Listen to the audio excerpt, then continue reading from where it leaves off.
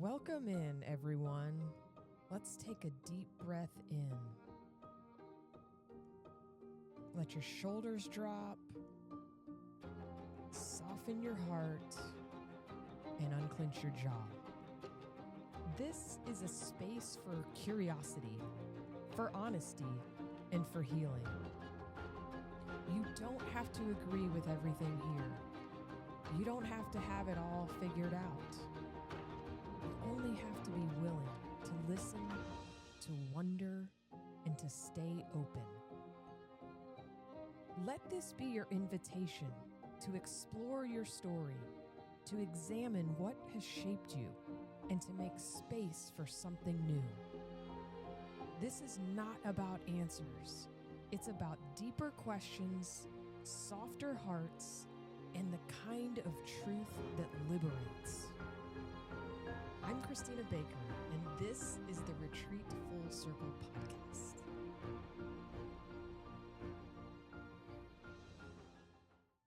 Welcome back, friends. It's been a little while.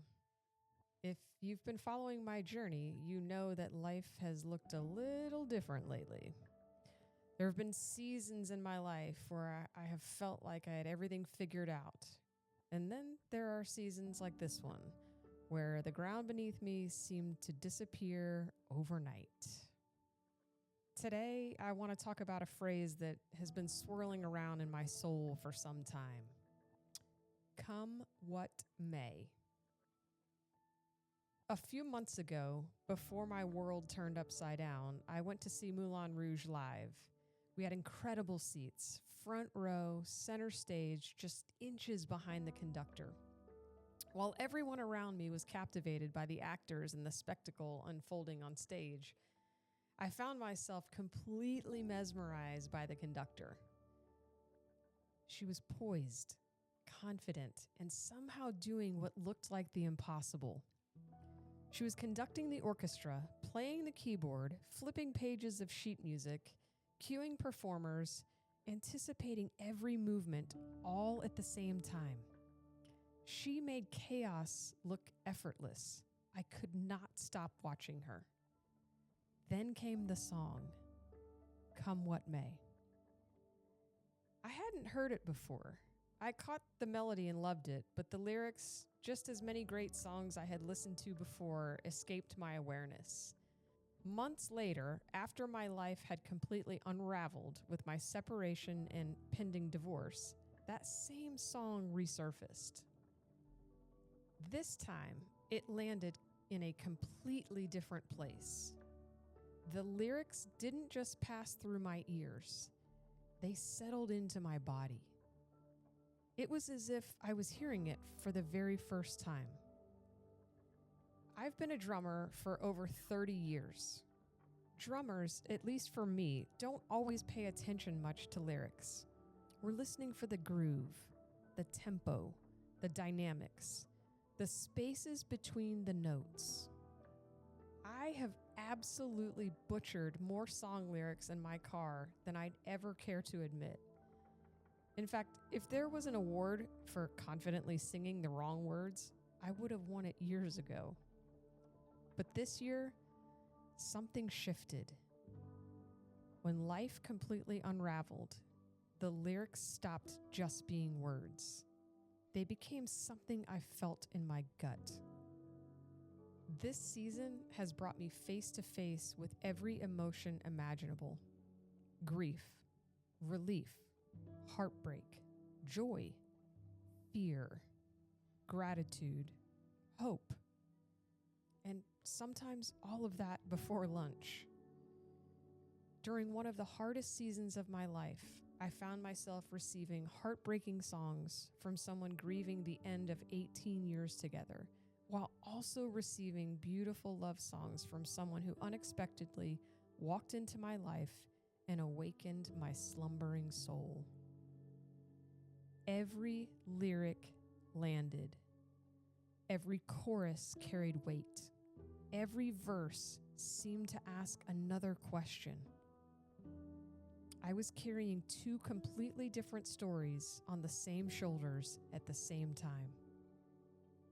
There were moments when the emotions felt almost unbearable. Not because one was right and the other was wrong, but because love, in all of its forms, is messy. It stretches us. It asks impossible questions. It refuses to fit neatly into the boxes we prefer. Around this same time, something else happened that on the surface seems completely unrelated. I stopped watching TV. Now, for some of you, that probably doesn't sound like much, but for me, it was enormous. It's a little embarrassing for me to admit, but for the better part of 30 years, my life followed a similar rhythm. Wake up, turn on the morning news, go about my day, come home, cook dinner while watching the evening news. Wheel of Fortune, Jeopardy, then a show or a movie until I fell asleep. Every single day, like clockwork. It was comforting, predictable, safe, or at least I thought it was. When my world blew up, I remember telling a close friend that I longed for just one more Groundhog Day, one more ordinary Tuesday, one more evening where my biggest challenge was whether I'd get the final Jeopardy answer right. But underneath, there was something much deeper. Fear. Because what I realized was that I wasn't just giving up TV. I was giving up certainty. That routine had become a way of controlling my world. Those predictable hours created the illusion that life itself was predictable. Looking back now, those routines weren't helping me calm down. They were helping me avoid. Avoid asking difficult questions. Avoid sitting quietly with myself. Avoid acknowledging that over a 7-year span, I had twice mourned my marriage and no clue how to honestly speak about it.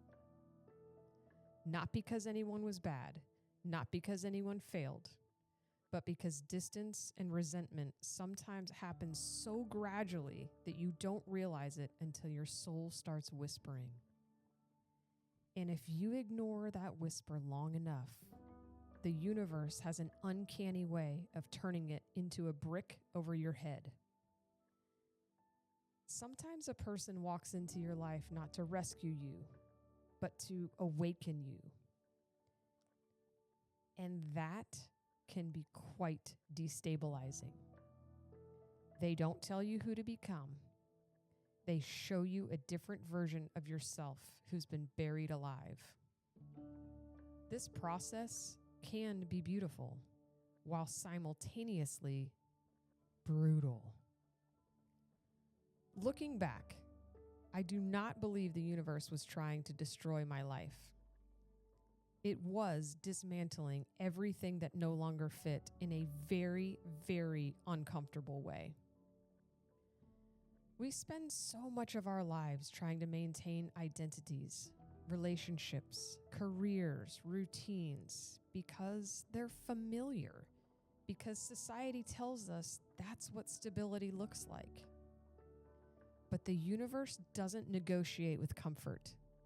It doesn't concern itself with appearances. It doesn't care what looks good on paper, and it certainly does not give two shits about social constructs or societal norms. It responds to authenticity, to alignment, to vibration. Growth is rarely as clean as we'd like it to be. And while this season has felt at times like a speeding freight train, a Cat 5 hurricane, and an out-of-control free fall all happening in concert, I have never felt more guided or supported by a higher power. While the language and beliefs of my childhood have changed, my faith in a higher power remains. My practices look different now, but my trust in and connection to a loving source has grown exponentially stronger. Every morning before I even open my eyes, I ask the universe for a word. Without fail, something comes. Sometimes it's a word, other times it's a full phrase. I sit with it for a few moments before I even get out of bed. Then I make my coffee, I open my journal, and I write. Some mornings it's one sentence. Others, it's a full page. But somehow, every single day, I'm given exactly what I need for the day's unfolding. Not for next month, not for next year, just for today. And maybe that's the lesson I've been learning all along. For most of my life, I believed peace came from knowing what tomorrow would bring. Now, I know that peace comes from trusting that whatever the day brings, I'll be able to meet it. Do I know what's next? Not even close. Our divorce isn't finalized. In fact, it's barely begun.